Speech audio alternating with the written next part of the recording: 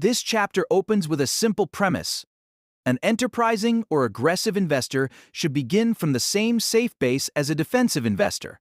A mix of high-grade bonds and high-grade common stocks bought at reasonable prices, and then only branch out where he has a clear, well-reasoned edge.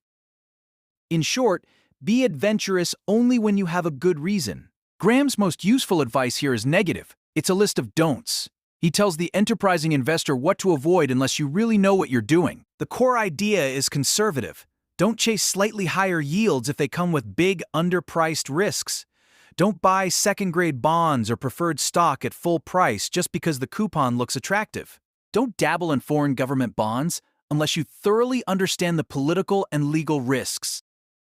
Be wary of new issues, rights offerings, and initial public offerings, IPOs, because they are typically sold in the market's best moments for the issuer, not the buyer.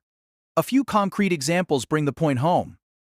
In the early 1970s, many older corporate bonds with low coupons were trading deep at discounts. Things like AT&T bonds that offered 2.5% interest rate due 1986, selling around 51 cents on the dollar. That same phenomenon applied to some railroad and publishing bonds. Buying such discounted, good-quality bonds can give an enterprising investor both a nice current yield and a meaningful chance of principal gain if conditions improve. But buying second-grade bonds at or near par, meaning close to the bond's face value, for merely 1% or 2% extra yield is bad business, Graham emphasizes.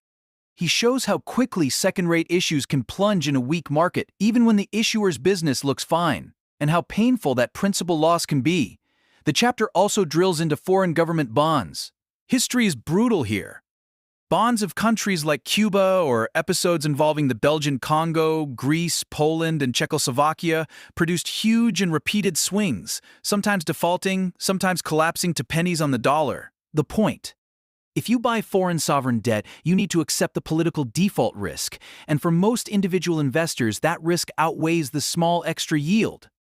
New issues, both bond and equity, get a long warning. IPOs are pushed hard by sales forces and typically arrive in bull markets when they're least attractive to buyers. Early sellers and insiders often clean up, while most public buyers end up with poor outcomes. Graham cites big collapses after dizzying initial pops, and the modern commentary gives even more examples from the tech and IPO frenzies. The headline winners are rare, the losers are many. Two other categories deserve special attention. First, convertible offerings and other financing tricks often hide weaknesses. Second, second-grade preferreds and lower-quality bonds can recover over time, sometimes handsomely, but only if you buy them very cheaply. If you pay near full price, you risk big principal loss for a tiny extra coupon. The modern age would note that some of Graham's blanket rejections, for instance of lower-grade high-yield bonds, are softened today because you can access junk bond mutual funds that diversify default risk across many issues. Even so, junk remains risky, and many retail junk fund offerings are expensive. Trading and turnover get a stern lecture too. Graham hated short-term trading. Modern studies show that active traders often underperform after trading costs and taxes. Frequent buying and selling eats returns through commissions, market impact, and higher taxes, and it usually reflects emotional mistakes more than clever insight. The advice is timeless. Don't just do something, stand there. IPOs and hot new stock offerings get the same cold water. Yes, occasionally an IPO like early Microsoft produces a fortune, but the deck is stacked. Most IPOs are overpriced at the open, and the underwriters and insiders take the juicy early gains. Individual investors who chase IPOs are usually the last into the party and take the biggest losses. The VA Linux episode is an extreme modern illustration, where crazy first-day moves produced a spectacular collapse soon after. So what should an enterprising investor actually do, practically speaking? Start from the defensive base. Good bonds and sensible large-cap stocks bought at reasonable prices.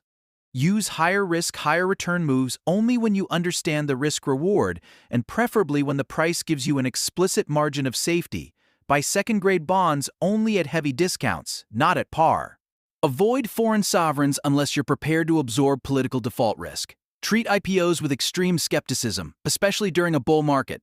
Minimize turnover. Trade only when you have a clear valuation or risk management reason, not because headlines moved your emotions. If you must reach for yield, consider diversified vehicles, but understand fees, liquidity, and credit risk. In short, the chapter is less about fancy tactics and more about discipline. Graham's negative approach is actually liberating. By reducing the list of things you should not do, you clarify the handful of sensible opportunities worth exploring. That's especially helpful for the enterprising investor who has the capacity to look for bargains but must avoid the many traps set by markets in euphoria.